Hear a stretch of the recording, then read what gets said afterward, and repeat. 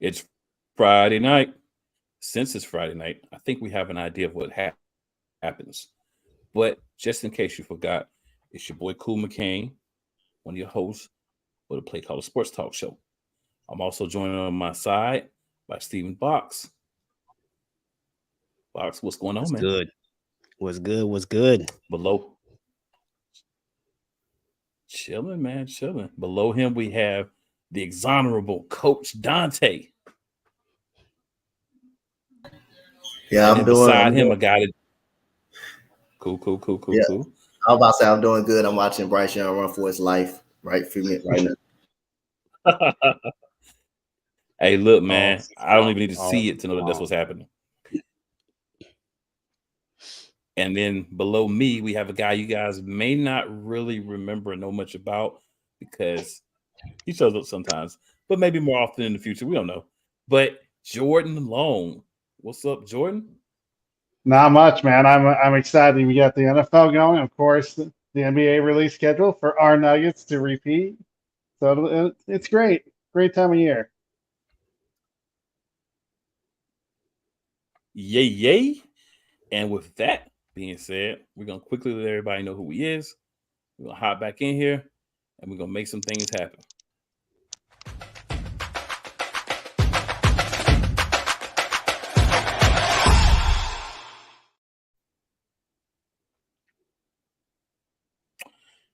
And since Jordan did mention the schedule, why not let's start it off and talk a little highlights of the NBA schedule, right? So just to give you guys, if you haven't had an opportunity to look at it yet, a couple of the highlights from the season, from the schedule release. So opening night, October 24th, we have the Denver Nuggets versus the Los Angeles Lakers, 7:30 p.m. Eastern time. After that game, we've got another very interesting game. We've got the Phoenix Suns versus the Golden State Warriors at 10 p.m. Eastern time. So we get a rematch of the Western Conference Finals as the first game. And then we get the Phoenix Suns versus Golden State Warriors at 10 p.m.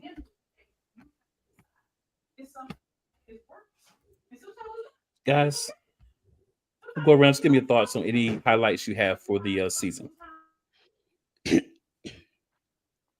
Well, I mean, for me, being a Lakers fan, I'm obviously excited about that opening game, right? It's going to be an opportunity right out of the gate for us to see, does this retooled Lakers roster have what it takes to actually compete with Denver this year? Because although the games were not out of control, they were actually pretty close in the Western Conference Finals, despite what a sweep might suggest otherwise. There was clearly a talent difference between the two rosters. So I'm excited for that opening game just to see with this new roster, did LA do enough to possibly compete with Denver this year? Also, I haven't really looked at the full schedule yet. I'm kind of looking it over right now, but the other game I'm obviously going to be excited about as a Lakers fan is Christmas Day, LA, Boston, one of the best rivalries in sports. Love the fact that they put that on Christmas Day. I might have some more thoughts for you in a little bit, because I'm actually about to look over stuff right now. We have the Christmas Day schedule, and I know I'll let everybody else hop on here in a second, but we'll go over Christmas Day as well. And you guys can thoughts on the opening games as well as Christmas Day. So Christmas Day, we have New York Knicks and the Milwaukee Bucks starting things off at 12 noon. Then at 2:30 p.m., we have the Denver Nuggets versus the Golden State Warriors. Then the Lakers Celtics game at 5 that Stephen was referring to. Then at 8 p.m., we have the Miami Heat versus the Philadelphia 76ers. And then the nightcap is the Phoenix Suns versus the Dallas Mavericks. So if you guys want to kind of incorporate those into your thoughts as well, feel free to. Coach, what's your thoughts? First of all, shout out to everybody. My thoughts. I'm gonna start with my Rockets first. I actually like the schedule. The first 10, 20 games, not even that hard. With a new coach, Ime Udoka, with a new roster with Dylan Brooks, who's gonna add some toughness on our team, and Fran VanVleet, who's gonna add a little bit of shooting and scoring, should be more efficient this year. I actually like the schedule. The opening night schedule, what Steven just said, the Lakers and Denver. Denver are the defending champions, so now everybody's going to try to come at Denver. Is going to try to come at Denver, looking to take them out. But and it's all about the Lakers. How much better they got? How much better they gotten with Denver? Have they gotten better, or have they gotten worse? I think they got better, but we only will see as a season catch on. And Philly and Miami, we already know Philly may find a way to to win that game because it's regular season. You're not sold on Philly during in the playoffs. They're not going to do anything in the playoffs. You don't got to be nothing to be scared of when they're in the playoffs, but they're going to win regular season games. They're going to win regular season games. They're going to win some of these big time games in the regular season. You know why? Because it's the regular season. That's why. That's the type of team you're going to see in the regular season. You're going to see a different team in the playoffs. So Milwaukee Bucks and the Knicks, I think Milwaukee is still one of the best teams in the Eastern Conference. They did end up getting Drew Holiday them back. They did end up faltering in the first round. That shows you how key matchup is actually when you play in the playoffs. It just shows you how key matchup could be. You just got to play. I think they just played probably the wrong team in the playoffs. They played the wrong team in the playoffs. That was a match fun. But I like the NBA schedule. It's pretty cool, and I'm happy that the NBA is one step closer and one step closer to being back. So if I look at the Nuggets schedule, I mean, you guys talked about the opening night. I do like that we, get to put our banner up for the first time in franchise history. Plus, we play the Lakers, and it is a chance to see where the Lakers are compared to the Nuggets. But I also like the fact that we're playing on Christmas Day, and it's against Golden State. It'll give us a chance to see, how we match up with Stephen Curry, Klay Thompson. Of course, on Christmas Day, you also have the Lakers versus the Celtics. Great matchup. But I also look at the Nuggets as, obviously the favorites, but they're also going to have a rematch with the Heat, a finals rematch on February 29th and on March 13th. Overall, though, I'm happy with the schedule. It's just going to be exciting to get, basketball back here. So cool, and I can hopefully take it again. But, of course, we got to do our title defense. It's just an exciting time of year.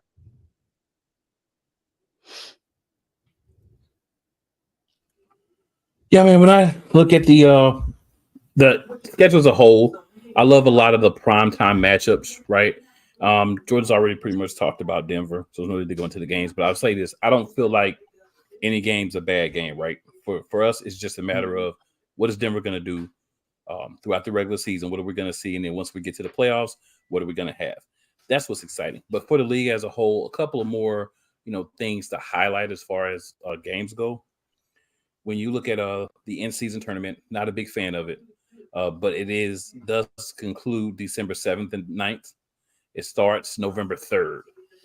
I know everybody on this panel, I'm pretty sure at least has a similar thought. This is worthless, but it is happening. So they're going to start it off with the Knicks and Bucks on November 3rd, and then Dallas and Denver will be the second game. That'll be a doubleheader. I'm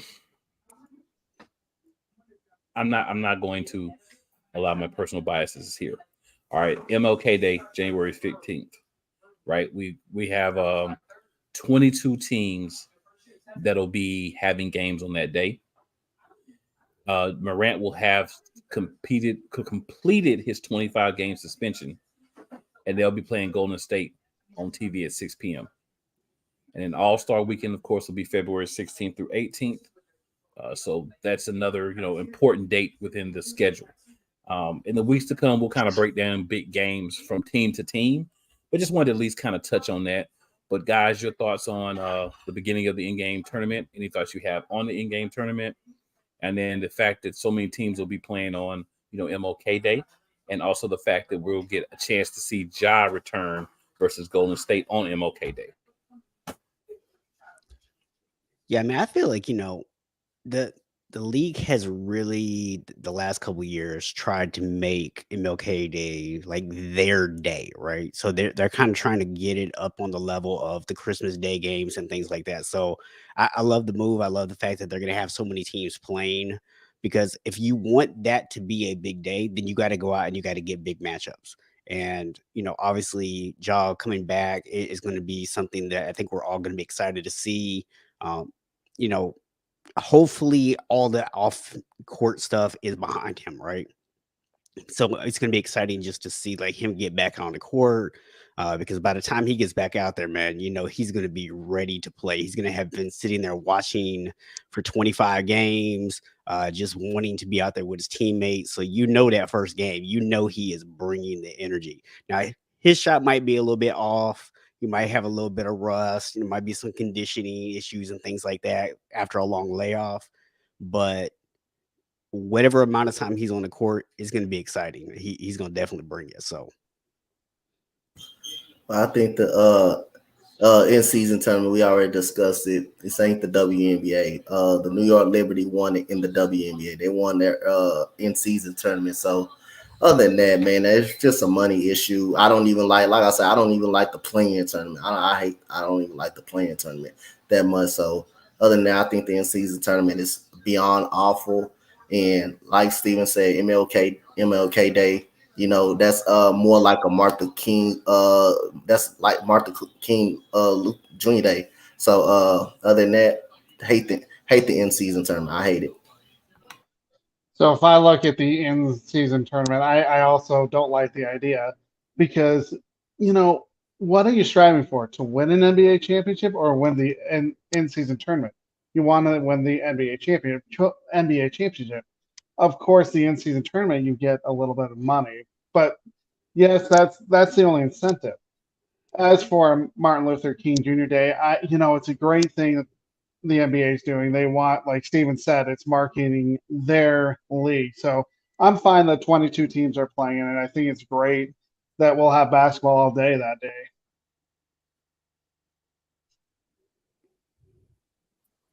Yeah, for me, man, first of all, I want to shout out, got a couple of our people in our community on checking in with us. We got Rod and Sister. What's up, Rod? Appreciate you checking in as always, my guy. And also Big Rob Bron Brady back in the building. So for y'all who may not have watched the show in the early days, Big Bron Brady, man, is one of our original guys. Has been watching since the beginning. So shout out to him for continuing to, check in with us and be part of the show, check us out, and all those good things. So want to give him a quick shout out. But I mean, y'all said all there really is to say, right? In-season tournament, trash. Right? Complete trash. No other way to put it. As far as the MLK Day, love the attention. Love the alternate MLK jerseys that certain teams have. I don't mind the NBA kind of saying, hey, let's highlight this day.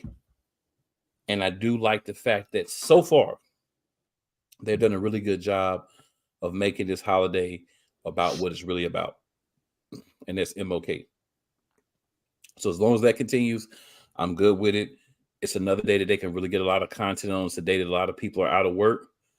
And then that's all that is. So our resident troll, Rod, pops in with a comment. He says NBA is trying to stop Denver Nuggets from repeating. I'll say this, from my opinion, I don't see anything that anyone's done has made me be like, oh my goodness, there's no way we have a chance to repeat now because such and such made such and such move. Jordan. I completely agree. Maybe I'm not seeing some move that just happened that Rod sees, but I don't see anything that concerns me to the point of saying we don't have a chance to win.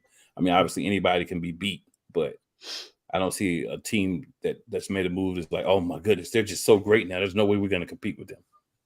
Just my thoughts. Maybe I'm a little jaded because, I am a Nuggets fan, but that's what I've seen. But so guys, I know the schedule just recently dropped, and like I said, we'll kind of go through things a little bit more detail here in the next couple of weeks. Maybe take a division at a time and just kind of go through what the team schedule looks like, highlight some important games. We'll kind of figure out something to talk a little bit about that. But any other thoughts so far on the schedule? I know, Steve, you were kind of looking over the Lakers schedule. Anything else you wanted to bring to the forefront regarding the Lakers? I mean, not involving the Lakers, but I'll just comment in terms of the in-season tournament. I think really my biggest issue with this is, I mean, it's completely unnecessary in my opinion to start with. But my bigger issue is it's already 82 game season. And a lot of, guys, by the time you get to the playoffs, are already banged up. You got a lot of nagging injuries that kind of kick in. And now you're going to ask these guys to play extra games. It's not like you cut some games off the schedule and then you added this in. You're asking them to play this tournament on top of the 82 game schedule. And winning this thing, to me, is actually more of a punishment, because the further you go in, the more games you actually have to play, the more wear and tear on your players' bodies. So that's really, we've all said we hate it, but I just wanted to kind of put out there, that's why I hate it so much, because I just don't think it is good for the game. Well, this is the worst part about it. It's a round robin tournament. So it doesn't matter if you lose every game, you still have to play all the games. That's what's really trash about it. What we're going to have is we're going to have people basically start using load management throughout this. And I think people are going to be more focused on load management than they are on trying to do this, because you're basically taking a section of regular season games and saying, hey, this is also going to be a tournament that no one cares about. Right. It hasn't, you haven't built up anything to make people care about this tournament. But like I said, it's something the NBA wants to do.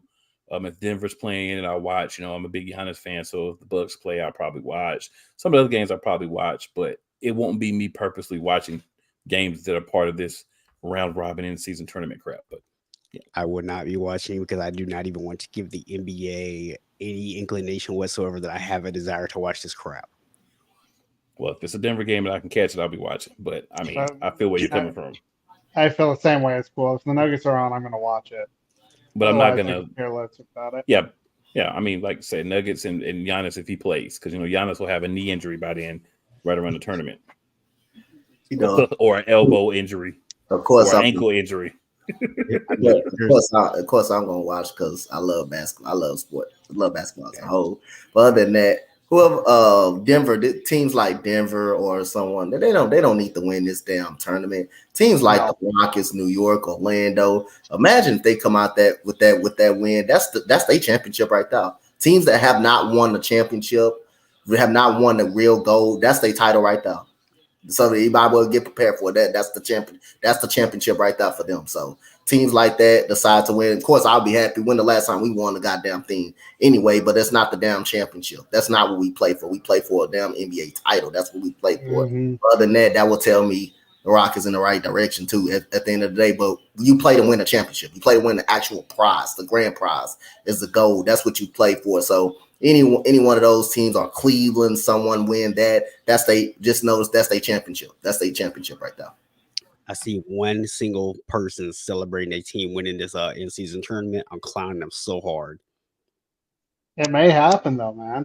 Look somebody, at the WNBA. Somebody will, bro. Somebody will.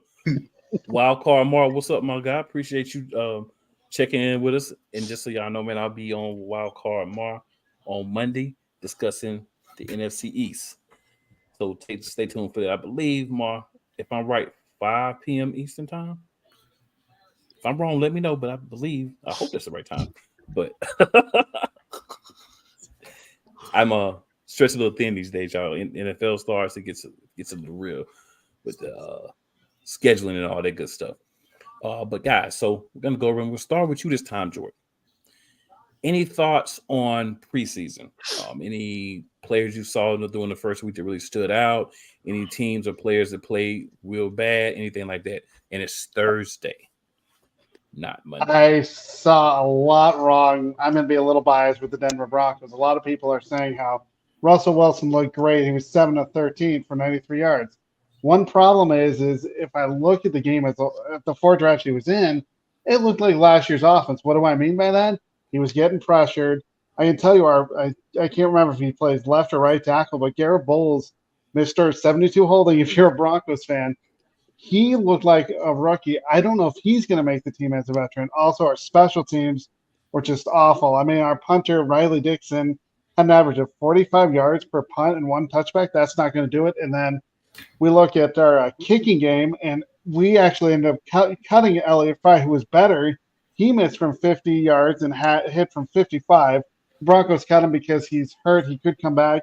But then I also look at Brett Maher, who we gained from Dallas. He was amazing in Dallas up until the playoff game, and he missed a 47-yarder and had a block. So I just look at our special teams needs retooling. I'm just glad it's preseason. Hopefully Brett Maher is done with his yips. Otherwise, they're going to have to bring in a veteran kicker because we know how important the kicking game can be, especially if we look at, kicking a 50-yarder and you miss it, that gives the opponents, great field position. So I wouldn't be surprised if Maher struggles that they bring in like a Mason Crosby, who has actually kicked in altitude in his days with the University of Colorado. All right, Coach Dante. So I'm gonna go with a 6th-round pick out of Wake Forest, A.T. Perry. I'm gonna go with him. I thought he was very impressive against the Kansas City Chiefs. 6 catches, 70 yards. I thought he made some big plays in that game. And he really showed his versatility, his ability to go catch a jump ball. So I really like the way he played against the Kansas City Chiefs. And last night, man, Jalen Carter's just a goddamn animal out there, bro. It's just hard to block this guy one-on-one. You immediately, one play I looked at, you immediately see the ball get out. But when he put his hands on you, you're going backwards. Trust me, you're going backwards. There's no ifs, ands, buts about it. It's going to get to the point where you're going to have to start double teaming this guy. Because if he's one-on-one with you, you're going backwards. You're definitely going backwards. And you can tell he drove that guy backwards into the court, into Dorian Thompson-Robinson. And speaking of that guy, Dorian Thompson-Robinson has really been good too in this preseason, his scrambling ability. And what quarterback that that's out there blocking somebody, that's willing to try to block somebody right now and knock someone's head off? So those are the 3 guys I'm going to go with. Yeah, I mean, at this time of year, I really don't pay a lot of attention to individual players because I feel like, guys are going out there, they're going against other 2nd, 3rd string guys. So it's kind of hard to tell what's real and what's not. But what I do kind of tend to look at is some of the overall themes of things that I see. So the Chicago Bears are a team that, when I look at them, their offensive line last year was absolutely horrible. And at least, through what we've seen so far, the offensive lines actually looked improved. Justin Fields actually had a little bit of time back there. It didn't look like he was running around for his life. It does, I think, help that they went out and got him a number 1 receiver. I know not everyone on the panel agrees with him being a number 1 receiver, but I do view more as a number 1. And so to me, I really think that there's a lot to be excited about if you're a Bears fan.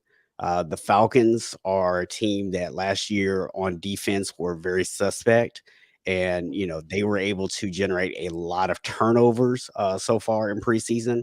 So, when you think about the fact they're not even really running a full defense yet, they're going to be running a very vanilla defense in preseason, and that they're generating pressure, they're generating turnovers. To me, that's something that they should be excited about. And then, the Raiders, who my 49ers played in week 1, they didn't really have their starters out there, but they had their backup. And this is a team that their defense really struggled last year a lot. And they were very aggressive. They were flying around. They were very active on defense. So I think even though you're looking at the second unit, you're kind of hoping, if you're a Raiders fan, that that's a cultural change and that you're going to get that same kind of productivity and energy out of your first unit. Yeah, so a couple of comments here real quick, and then me and Coach definitely share one person. So Wildcard Mar says, being a Broncos fan is equivalent to loving BDSM.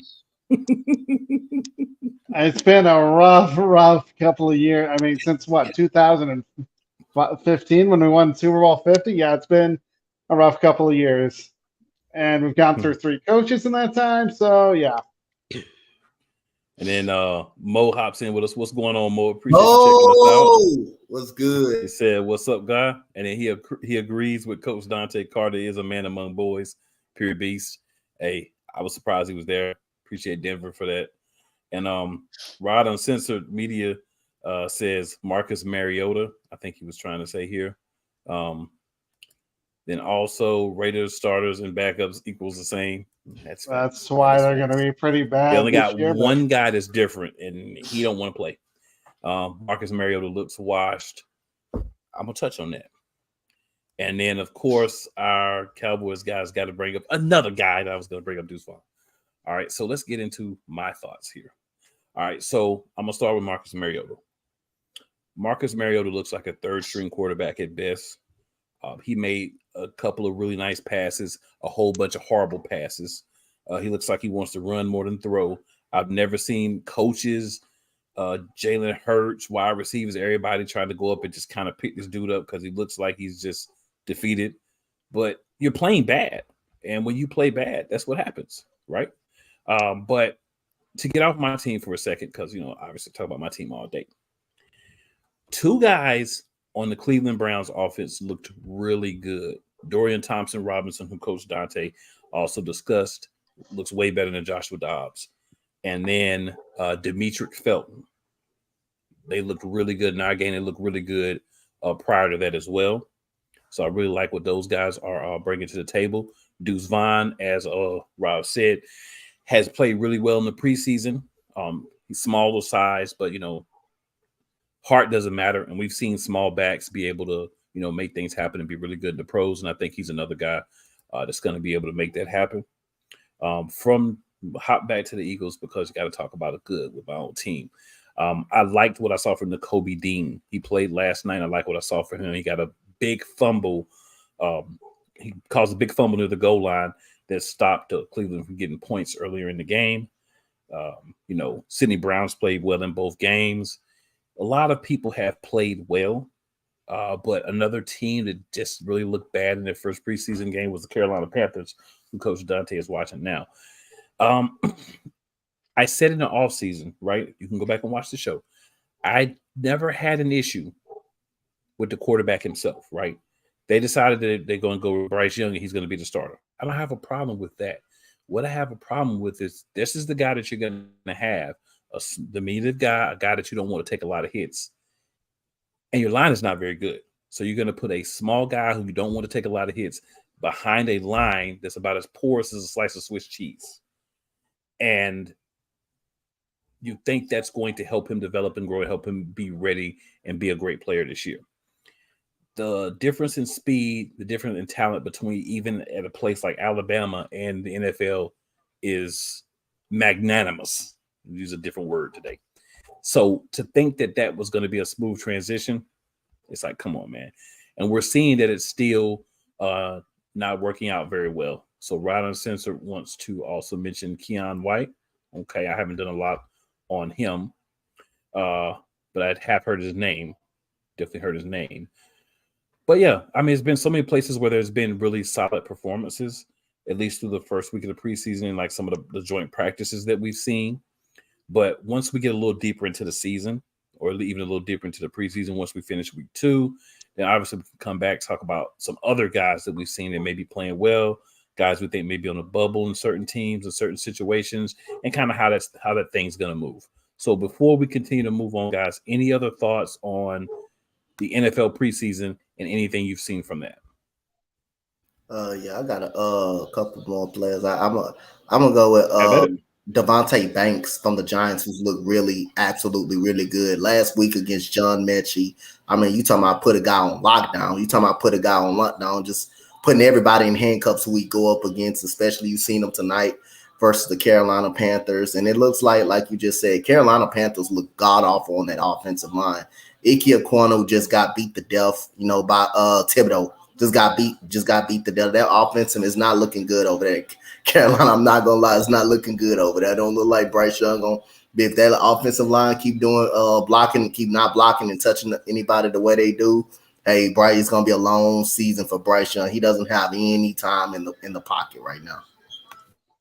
And people was talking about this team was gonna make the playoffs with no offensive line and a toddler quarterback. I just didn't see it. But yeah, guys. So no other thoughts. We'll go ahead and roll on to our next topic here.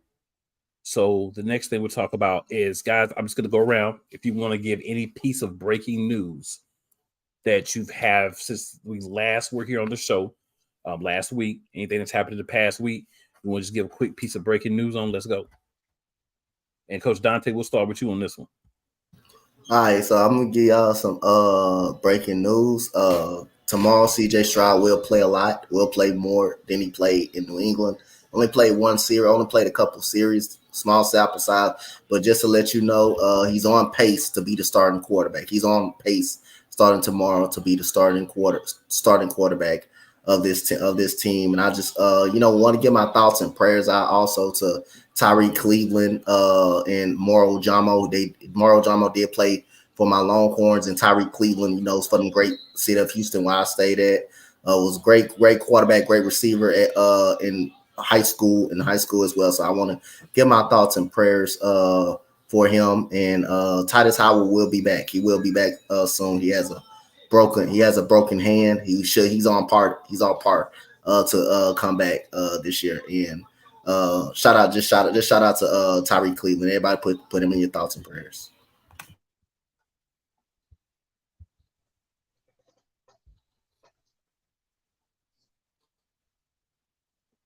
Steven, what you got?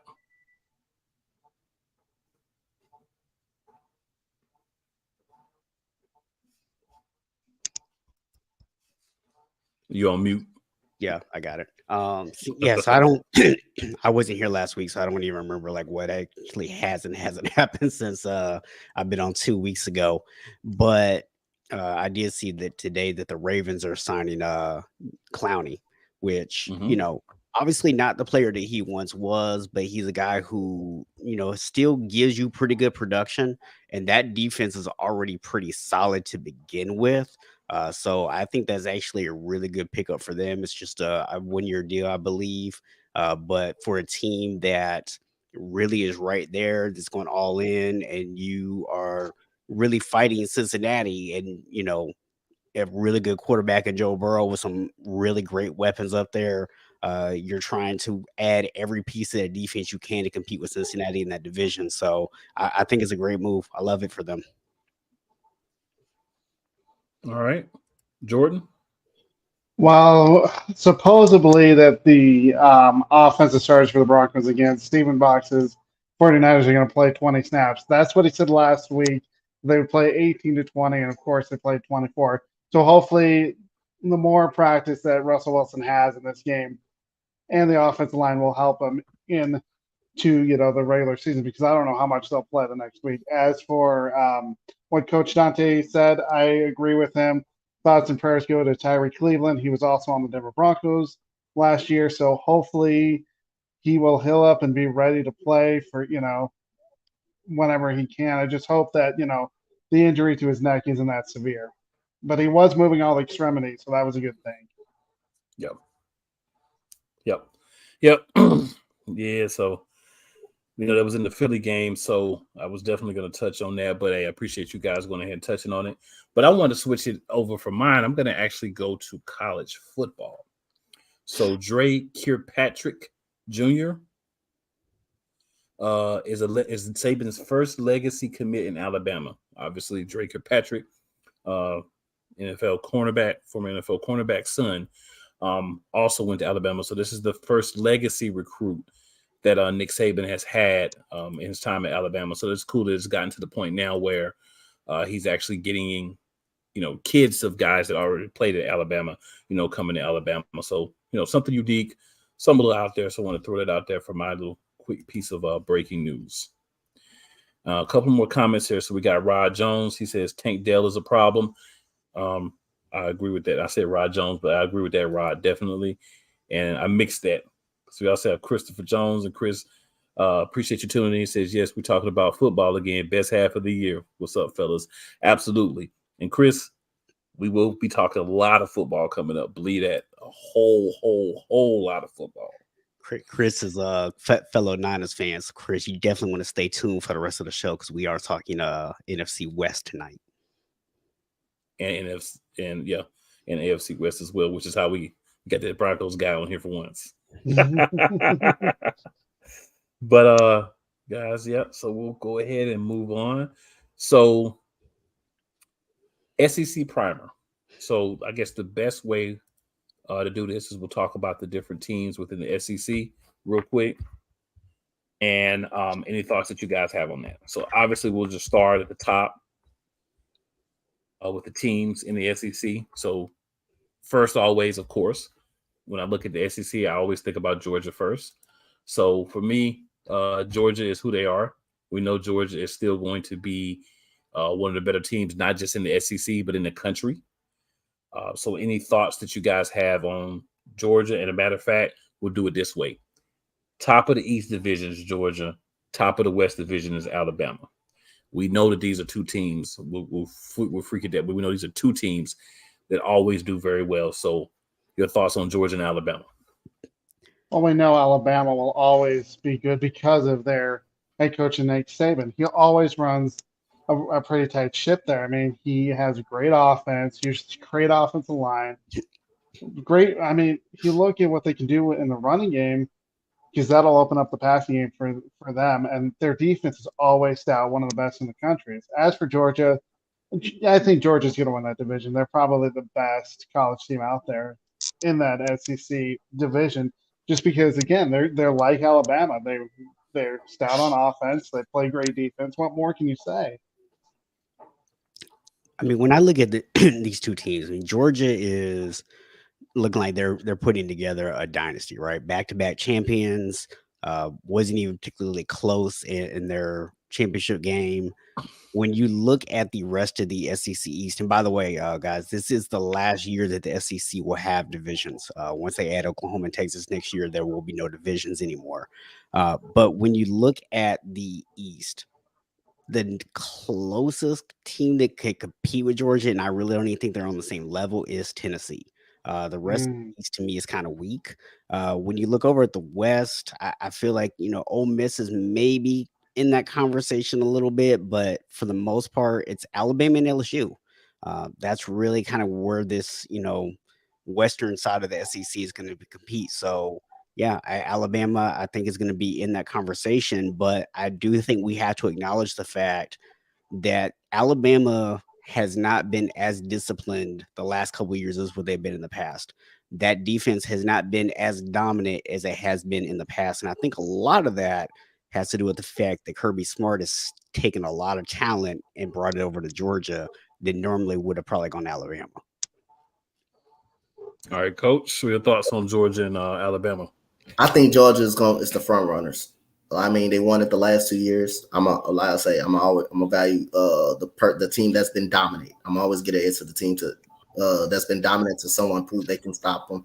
And the questions I got about Alabama is the quarterback situation. I believe this is the first time you can really say this offseason they had a struggle at the quarterback situation. They just got Bushnell, whatever his name is, off of Notre Dame. He's also an inconsistent quarterback as well. He also has the ability to turn the ball over. So this is the first time, probably in the whole offseason program, that Nick Saban basically, that basically had a frustrating power trip at quarterback. Jalen Miro, who's from Houston, I personally watch, he's good with his feet. He's not good with his arm. He's just good with his feet. So Simpson can't seem to separate. And that spring game was god awful. That spring game was absolutely atrocious. And that's the first time, I see Nick Saban that frustrated about his quarterback situation. I think that's the key that we need to watch throughout this whole offseason. I think Tennessee is going to be pretty good, but I don't think they will be better than Georgia. So I think Georgia is the best team in the SEC, and you will see them be in that playoff national championship picture this year again. So Steve has already answered the second part of my question. Coach Dante kind of answered as well. But the second part of the question was outside of Georgia, and obviously Tennessee would be the second best team in the East. Do you think there's anyone else that can compete within the Eastern Division? And then the same thing on the Western side, outside of Alabama and LSU. We have Ole Miss and Texas A&M also ranked. But you're thinking about outside of, we'll really go Georgia, Tennessee, Alabama, and LSU really has a possibility or a good opportunity to compete for either division, compete for the championship, and make the playoffs. I don't. I mean, like you said, those four teams that you just listed, Georgia, Tennessee, Alabama, and LSU, those are the cream of the crop in the SEC. So I don't see anybody. Well, depends on if, Arkansas, I could see them, but I can see them beating somebody, but I don't think they're there yet. They were pretty good last year, but I just don't see anybody other than those four teams being on top of the division, on top of the conversation in the SEC. Yeah, I mean, at the end of the day, even Tennessee, I don't even know if I'm putting them in that conversation, honestly. I mean, I know that they still got some talent, but they lost some really good wide receivers. We saw Milton basically kind of at the end of the year, but, that was Hendon Hooker's team most of the season. He was really responsible for most of the success that they had. And, when you just look at the SEC as a whole, there's a lot of quarterback questions on pretty much every single team. I think LSU might have the best quarterback situation in the entire SEC. What about you, Coach? I agree. I agree. Everybody else is, Joe Milton. He's very talented in arm, but he's not consistent enough. It's a reason why he ended up over there. Ended up with Tennessee throughout the first place. Couldn't get the job done over there at Michigan. So Stephen Fox definitely have a point of the inconsistency. He definitely shows some arm talent and skill versus the Clemson Tigers, the last game of their season. But other than that, I still think Tennessee is going to be a solid team. They're going to be fine, but they're not going to be better than Georgia and Tennessee. I don't think they will be better than Georgia. They slightly chance they will be better than Alabama. I think they will actually think LSU and Tennessee can match up with Alabama very well. I think those are the two teams that can match up with them very well. But I think for as Georgia, they're going to always have a good defensive line. They're going to have pretty much suspect a secondary cornerback play. But one thing about it, that defensive line will get home. And that protects that secondary a lot more. And they're going to be able to run the football effectively. And when they're running the football, that's going to open up things for the passing game. So Kirby Smart has always been smart game plan, run by committee. He gas you up, get the defense tired, and then that's when they'll start throwing the football and finding open receivers. And that defensive line will get home. That defensive line is very good at getting home and protecting those DBs. Those DBs were actually not that good last year. The defensive line was just that damn dominant, that damn good. So you guys have it here first. Kirby Smart is smart from Coach Dante.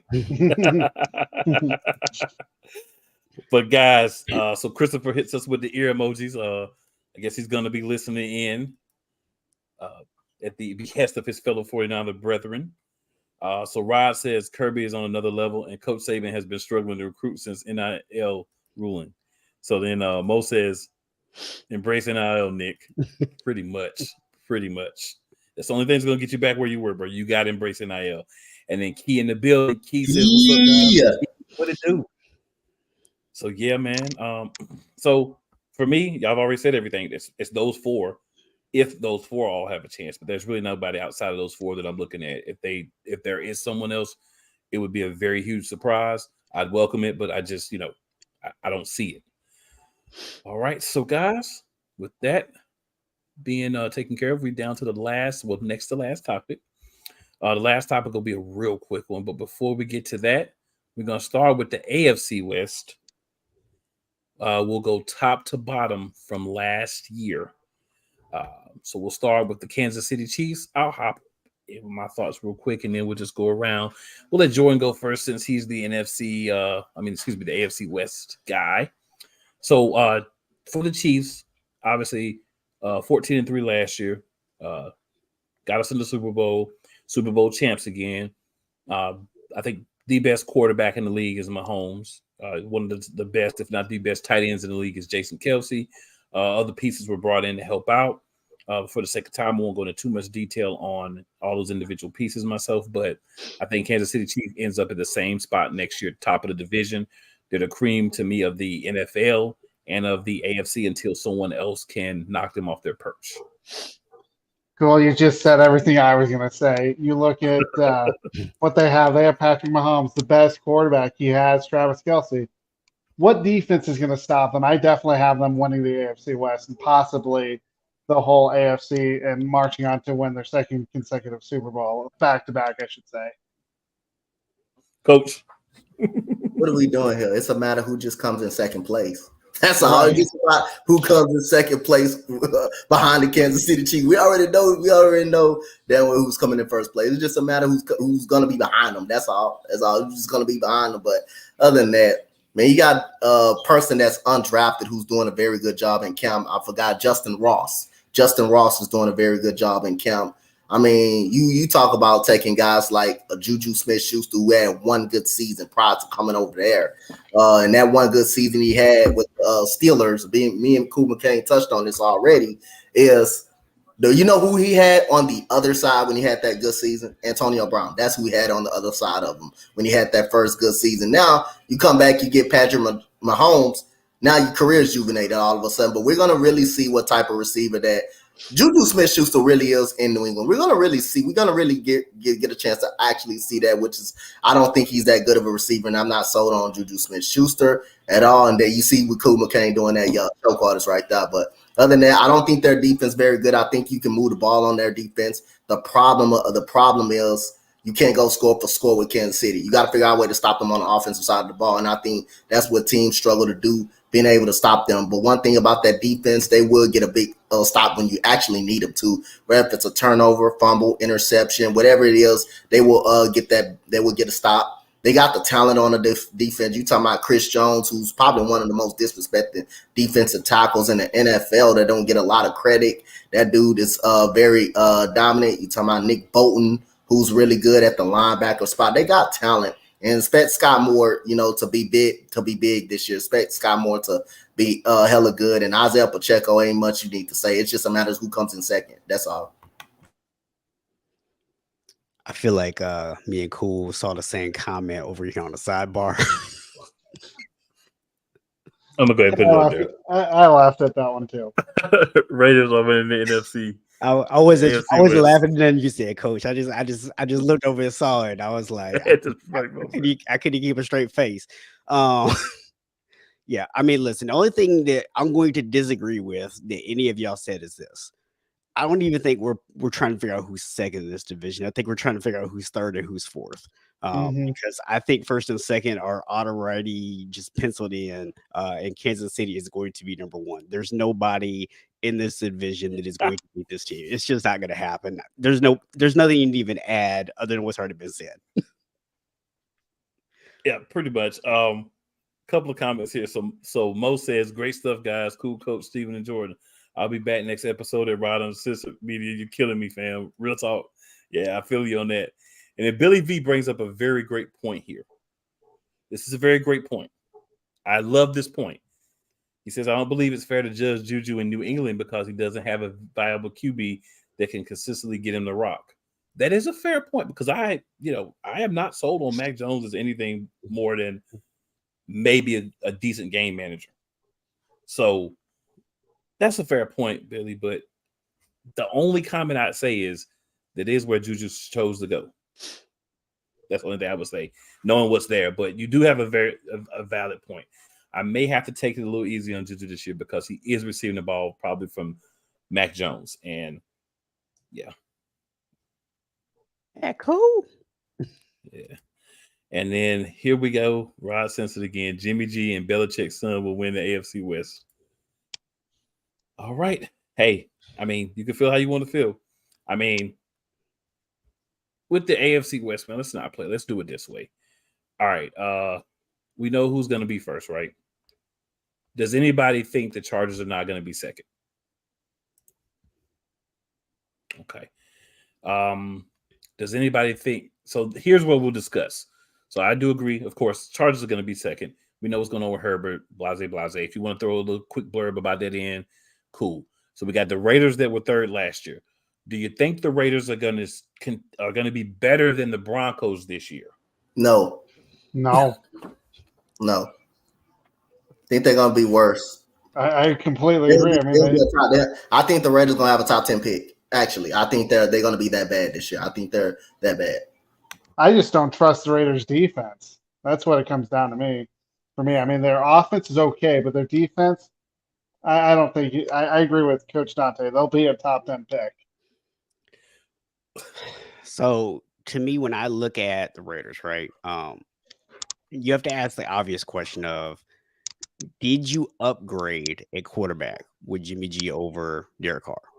I think from the standpoint of bringing in somebody who has won a lot of games, who kind of brings that winning mentality to the field, I think you did upgrade because I have absolutely zero faith in Derek Carr. But from a talent standpoint, Derek Carr is obviously a better quarterback than Jimmy Garoppolo. So last year, with Darren Waller there, you struggled still to win football games, even with Derek Carr at quarterback, because as Jordan mentioned, your defense was so bad. So even if your defense gets a little bit better, which I think they will be better this year, not like dramatically better, but a little bit better. But I think when you look at the fact that your offense is now going to, and I speak from experience here, guys, your offense is now going to be 20 yards or less on everything. So to me, you're not going to put enough points up offensively to overcome the slight increase in the defensive productivity. So yeah, I think that the Raiders actually are going to end up getting worse overall this year, especially if Josh Jacobs ends up not playing. That's going to really that Josh Jacobs could be the difference between this team maybe picking in the middle of the first round and picking in the top 10. So if I'm understanding correctly, we think that Arizona and the Raiders are going to be fighting for the number 1 overall pick.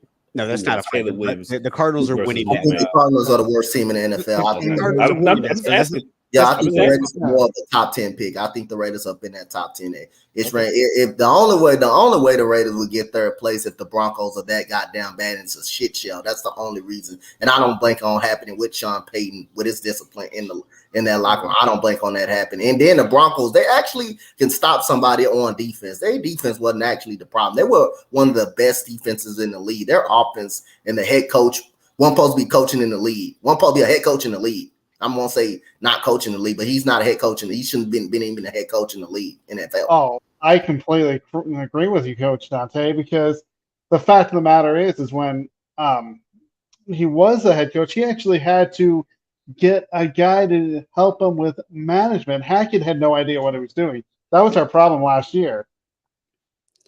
Listen, I'm gonna say it like this: Hackett was a problem.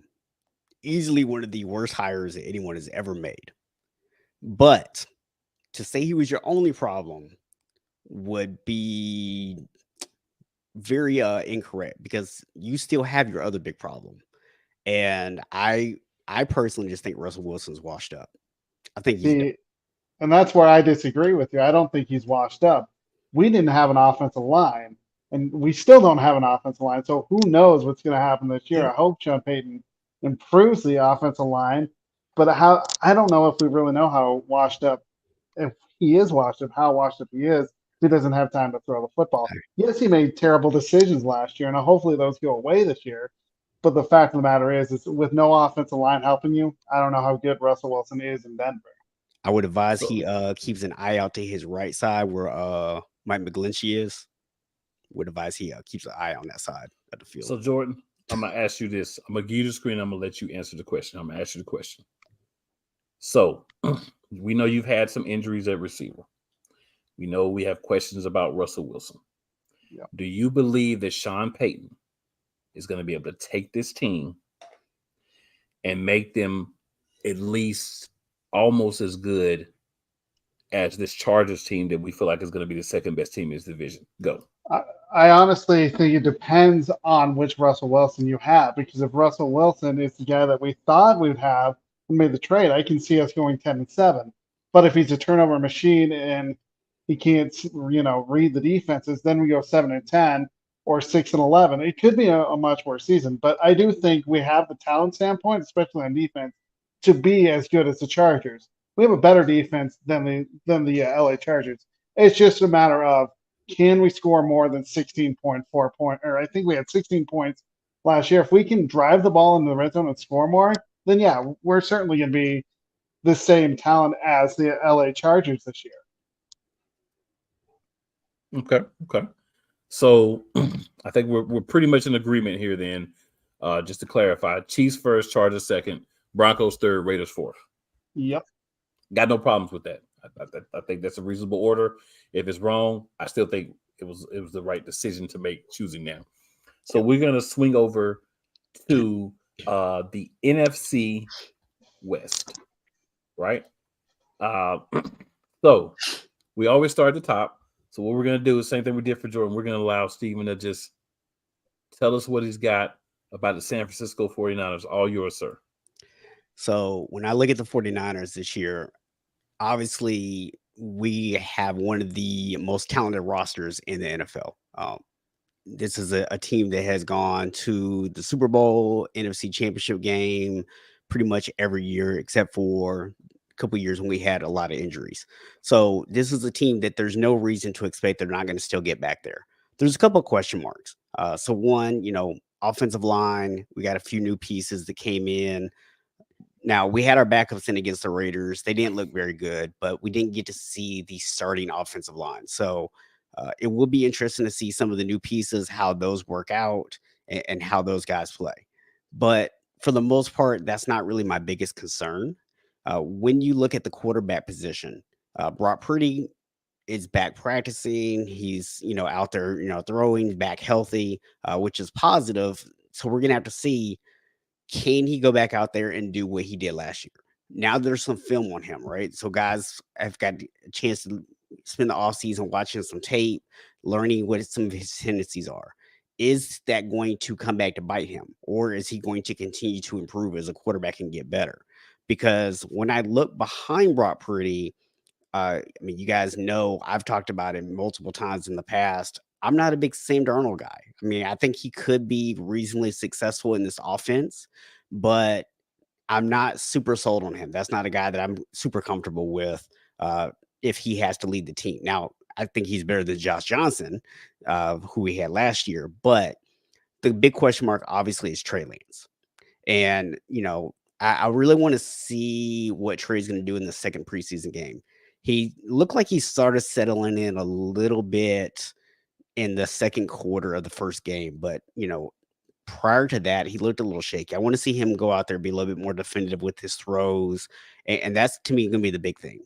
This is a team last year that lost basically every single quarterback on the roster. Literally, by the time the NFC Championship game was over, that entire quarterback room was injured.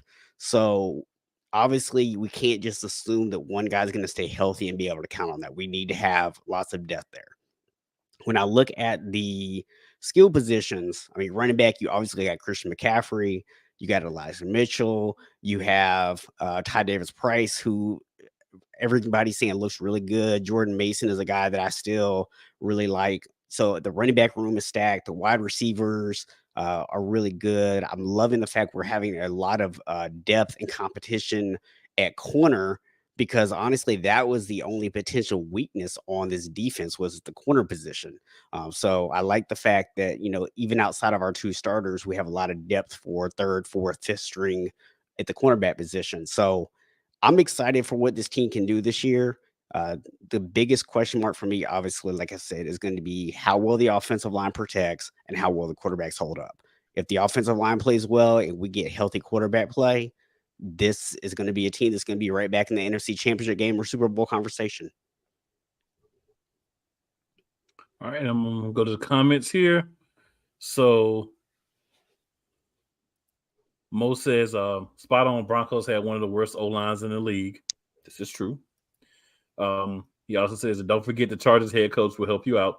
This is also very true. Mostly also very true. Yeah. Also important games. He's the same way. Yeah.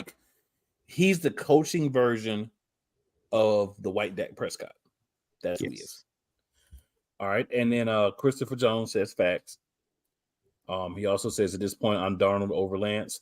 I got to be honest. I saw a little bit of Trey Lance play. I didn't see any of Darnold play in the preseason, but I've seen Darnold in the past. I don't know, man. I think I'd still take Trey Lance over Darnold.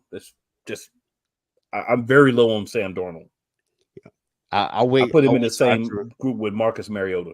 I'm gonna wait till tomorrow's game, but I'm just gonna say based on the first game, I would actually have to agree. Yeah, I would never take Darnold. I don't care if he has a good game. It's just me. I've seen a lot of Darnold, and I don't trust that guy. All right, Mo also says I'm a little concerned about the 49ers O-line because a big part of Shanahan's magic is the run game, allows for unique route combos, plus play action opens for Kittle, what opens Kittle up in the seams is Purdy, that guy. And then Chris says top 5 O-line last year. We lost McGlinchey. Yeah. So, I mean, I think Mo makes a good point. It was a good line last year. Only lost to one guy. I get that. But, you know, I think we have every year people loading up. And obviously within the NFC West, everyone's gunning for y'all. So, you know, they're going to go out and try to get defensive linemen, you know, guys to blitz, guys to rush, situational pass guys to try to get pressure to see if they can get to the presumptive starter, which I think everybody believes at this point is Purdy. Well, I will just say this real quick in regards to the O-line. My concern is, yes, the O-line did play well last year, but people also have to stop and think about, even after we got Christian McCaffrey, we didn't run the ball a lot compared to what we have in past years. We really were more of a pass-first offense once Brock Purdy came in and we had Christian McCaffrey. So I don't know if that was playing more to Christian McCaffrey and Brock Purdy's strengths, and maybe we didn't feel like we need to run the ball as much, or if that was that we didn't feel like we were getting the blocking in the run game to be able to open those holes up and be able to run the ball successfully. So that's, to me, where I want to see what the offensive line is going to do, is can we get back to be able to be that dominant running team we were the last couple of years? All right, Coach Dante, let's swing this. Last year we had the Seahawks second, Rams third, Cardinals fourth. Do you see that order switching this year? I see the Cardinals in fourth, dead last at the bottom of the basement. They're going to be, I'll say, the worst team in the NFL.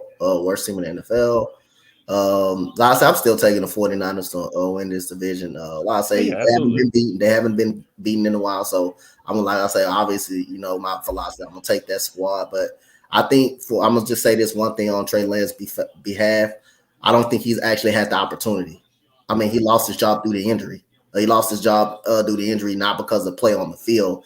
Now, his offensive line in that first preseason game did not help him out because they were getting their ass kicked, and he had to run for his life. So the only throw I'm a question is the one that should have been caught, interception. That was a lucky touchdown right there. That should have been intercepted. But other than that, they offensive line, they got their ass whooped, and he didn't have time in the pocket. So he did show some flashes in the second quarter of that game. So I'm not going to rule him out not being a starting quarterback in this league. I'm not going to rule it out, but he does have issues with his accuracies a little bit. I think with the coach, and I think this is a great offensive system for what he want to do. You know, the RPO read option. I think it fits great with him. It's just he hasn't had an opportunity because he lost his job last year through the injury, through to that broken leg.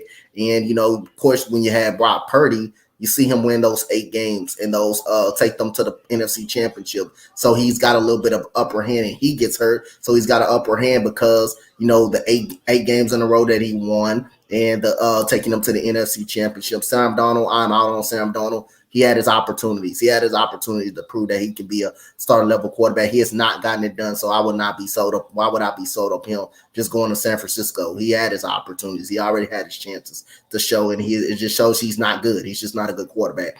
Josh Johnson should be in a development league of the NFL. That's just what Josh Johnson is. He should be in a development league in the NFL. He's not a good quarterback at all. He should be probably out of the league at this point of time. But other than that, he is a veteran. He's been in the league a long time. He's been a journeyman for a long time. So, hey, if you want him as the hold the clipboard, I'm fine with that. You just don't want him in the ball game. But other than that, I think Trey Lance haven't got a fair opportunity. I want to see him get an opportunity. I want to see him actually get a chance. May not be with the 49ers, but I would like to see him get another opportunity. I just want to bring that up and just say he has not got the best of opportunity. I just think the broken leg kind of hurt him a little bit. And now you're seeing Brock Purdy having a little bit struggle at training camp. Decision making it decreased a little bit. Man, like Steven said, teams got film on you. Now teams know what you like to do best. Now teams start to know where you struggle at. That you already had a joint practice with the Las Vegas Raiders. You're seeing a different team now. So it's going to be, I still like their defense. Their offensive line is a little bit question the depth on that offensive line as well. The way they got destroyed against the Las Vegas Raiders, you can question that as well. But I'm still taking them to be the best team in the NFC West. I'm still taking it. And I'm still taking the Seattle Seahawks in a wild card. I got them as a wild card spot. So I see the Rams in third place. I think they're going to be a little bit more better. I think they're going to be a lot better than the Cardinals. They just will be out. They just will be beaten by two teams that I think that's better. That's all. I have the same as Coach Dante. San Francisco is the cream of the crop. Yes, their quarterback situation with Trey Lance and Brock Purdy, although Purdy is going to be the starter. And then you have Deebo Samuel as well as, one of the best tight ends in the league in George Kittle.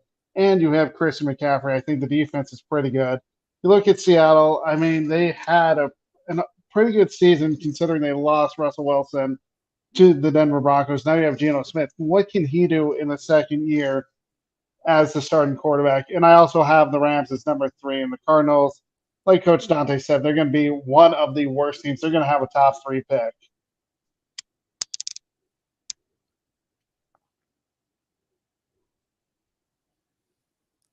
You're muted. Your thoughts? Me? Yep. So, I just want to touch on real quick one thing that Coach said. When it comes to Trey Lance, I definitely hope he gets a lot of playing time in these last 2 preseason games. I want to see him get the reps because I think that is his biggest problem right now is he has not been able to put in the reps. I think the talent is there. He just needs to get comfortable and be able to go out there and let the ball go. So I personally would love to see him succeed. So hopefully get some opportunities and continue to get better.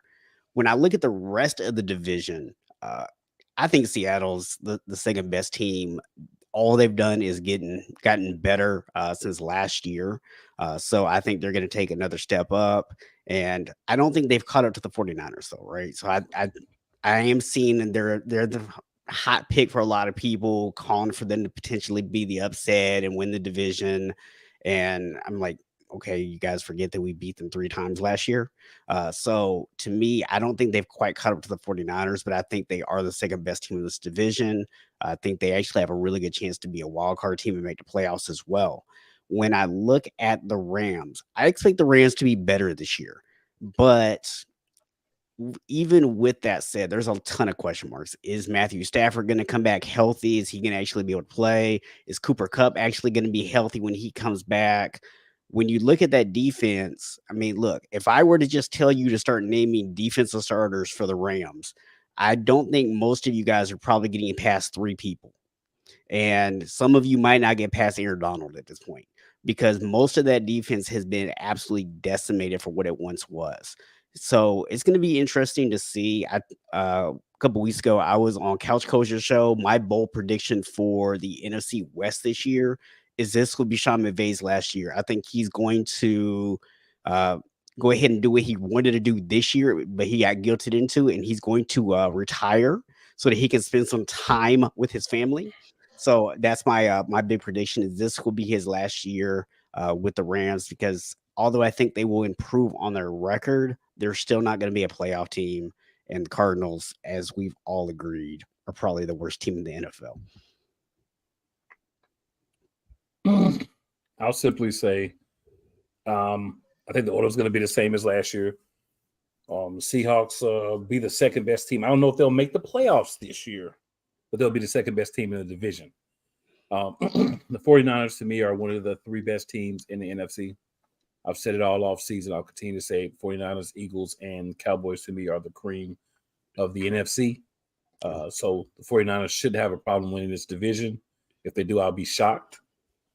But yeah, it's going to be very exciting for me just to see how everything plays out there. Mo says facts.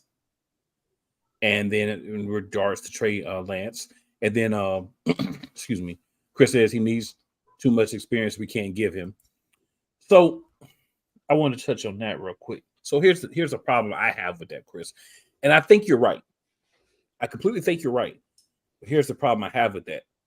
Why did you draft him? You knew he was going to need a lot of experience. It probably wasn't a guy, even if you put him out there and he didn't get hurt year 1, that was going to be a starter for you. So if you weren't going to have the time to give it an experience, why did you draft it? That's what's confusing with me about linking Trey Lance with the 49ers. Why did you draft him? I mean, my response to that is this. I think they saw this thing going differently, right? The idea was that he was going to be the starter last year, that it was going to be a little bit of a rocky start, that there was going to be some bumps in the road at the beginning of the season. We knew that. We were okay with that because we felt like, hey, all we have to do is, even if we sneak in as a wild card, get into the playoffs, and hopefully by then he's ready to go. The problem is Brock Purdy came in last year and played out of his mind to the point that you really, unless Brock Purdy just came out and wasn't healthy or looked like garbage in the preseason here and in training camp, he was going to be the starter this year. And that's what I think creates the problem. Had Brock Purdy not played the way he played last year, then Trey Lance still has the opportunity to come and be the starter, get that experience this year. I think the problem is because of how well Brock Purdy played when he got his opportunity. It makes it too difficult because you can't put Trey Lance in there and struggle, because then everyone is going to say, why do you have him in there struggling when you have Brock Purdy on the bench? Well, I would simply say this, me personally. Okay, so you're going to give Brock Purdy to start. Then preseason games, Trey Lance should be playing most of, if not all of the game. If he's the guy that you're looking at saying, hey, maybe he's our guy in the future, but at least we want him to get experience and get a chance to be comfortable, because he missed not playing last year because of injury. Yeah. But we're having a discussion about Sam Darnold possibly being your backup. I mean, listen, I don't care how Sam Darnold is Quez Watkins at quarterback. Yeah. He'll look great for you now. You put him in a regular season game, and every 49ers fan you know is going to be on y'all fan boards cursing and pissed off because he is not a good player. You know what I'm saying? I'm just gonna say that Trey should be at least getting those backup reps. I mean, if you want to say Purdy played enough where he deserves to be the starter, Trey should be getting all the snaps in preseason. If you have games where you have a comfortable lead, even in the end of the fourth quarter, he should be playing. Yeah. If you want to get him experience. Yeah. If you're not going to commit to do that much with him, at least, then trade him. They gave him the full first half in the first game. So I mean, they give him a lot of snaps in the first game. Right. So we'll see what happens with that. But hey, I'm just gonna say this: this all would have been avoided if they had drafted the guy I wanted in the first place. I mean, I don't understand why. Truthfully, I don't know what the Jets and y'all were doing. I don't see why anybody besides Justin Fields should have been the second quarterback off the board that year. Zach Wilson, I mean, he did not do anything to really warrant being drafted where he was. Not his fault, because, I mean, if you're going to draft him there, I'm going to smile and put the hat on. But, yeah. Yeah. But, I mean, you know Justin Fields is the guy I wanted, right? So. Yeah. And then Chris says, thanks. That's my problem with the organization now. Someone messed up. Yeah. The thing is, it's even if you don't give him the starter snaps, right? The lion's share, not half, but the lion's share, at least 3/4 of that first game should have been the guy that you're trying to evaluate and say, is he a guy that we think can possibly be part of our future as the starter or the backup? That's the thing. When you have a guy like that that's missed basically a year, you got to give him all the reps that you can in the preseason. That's my thing. If you really want to try to develop this kid, if you don't, then make a move and let him go somewhere. I'm not going to name any teams, but there are teams out there who he would be a better quarterback than what they have now. And that's not even a knock to them. So I'm not going to name anybody, but there are teams. Yeah. I think we all know there are teams that he could at least be a possibility for. I mean, listen, if nothing else, if you have lost your faith in Trey Lance, if you don't think he's going to be the guy, then by all means, get him out there, get him some reps, hope that he actually breaks out and looks really good in some of these games and ups his trade value, right? I mean, at this point, you either want him to be good enough that you feel comfortable with him as your backup quarterback, or you want his trade value to go up. I mean, that's really where it is, because I personally do not feel like you want to go into the season with him as your number 3 or possibly 4 quarterback. That's, to me, just, you can't have that. Consider what don't Malik Willis, Trey Young. Don't do it to him. Don't Malik Willis, Trey Young. So I hope that he plays well in the last couple of preseason games. I hope he wins the backup job. And if anything happens to Brock Purdy, he gets another chance to get out there and improve himself. I mean, at this point, I want him to be successful, so the Bears aren't trading as Justin Fields for him. So, Oh, and by the way, if you're a team looking for a quarterback, I think Malik Willis is going to be available here soon. So he's probably better than what you guys have for those teams looking for a quarterback. Y'all might want to go pick him up. You might want to throw that out there. Hey, I got a sale. I got a sale for $25.99. Davis Mills, going to be one of the best backup quarterbacks in the league. $25.99. He's up for sale. If there's any team that wants a backup quarterback, he's on for sale right now. Well, good. We'll take Tanner McKee over in Philly. We good. We'll take Tanner McKee. I appreciate it, but we'll roll with Tanner McKee. Hey, he's good. He's been good. He deserves that number 2. He's playing well. He's playing well. Hopefully. We'll see how they do, but hopefully. But so Coach, we're gonna limit this one just to you for time purposes, because I know you're gonna be ready for it. So we call it we're gonna call it the WNBA thoughts for the week. So Coach, give us your WNBA thoughts for the week. We're gonna roll with that, and then we're gonna get up out of here. Well, my damn Dallas Wings finally won a damn ball game. Finally won a damn ball game for once. They play in Connecticut right now. They're doing a great job. I'm hoping they hold the lead. That's the problem, is that consistency. They can beat any team in the WNBA, but the problem is the consistency. So right now they're up 10 in Connecticut right now. So hoping they can hold the lead. The Atlanta Dream right now holding on to a lead as well. But as far as right now, the Liberty and the Aces, that's going to be a dog fight slugfest in the playoffs. And Aces winning last night. The Aces winning the game last night pretty much. And after, the Liberty dominating the Commissioner's Cup. And, hey, I'm seeing some vulnerability in a little bit of Connecticut, but I still think they're the third best team in the WNBA. So other than that, and for those bottom 3, tank for Caitlin Clark. Lose as much as you can for Caitlin Clark. I'm just gonna still say that. Okay, you want Caitlin Clark, Deja Kelly, one of those ladies. There's some more good ladies that's gonna come out, or Haley Van Litt, somebody like that. Ooh. Hey, I'm telling you, Mercury, Seattle Storm, who I feel bad for Jewel Lloyd, who I feel really bad for over there, but she's gonna continue to ball because she's a flat out superstar in this league. So hey, other than that, tank for Caitlin Clark. That's the goal for the Fever and the Seattle Storm, and everybody else. That's the Coach goal. Zante. Yes, sir. Haley Van Litt and Jewel Lloyd. Oh shit! Yep. I would love that. That's a good match. Hey, that's a good combination right there. Yes, sir. That it is. Yep. That is a good combination right there. Yes, sir. It's nice. Nice combination. I just wanted to throw that out there. Yeah. But, so, Steven, Jordan, any last thoughts? No.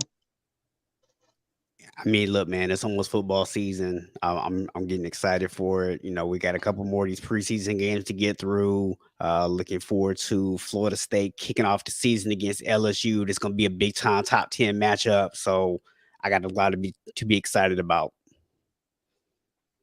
So I got my championship with the Denver Nuggets, so I'm gonna be happy with that. I am a Miami Hurricanes football fan for college football, so I'm not gonna have a good season, but that's okay. I know they're going into the season. I expect it from the beginning.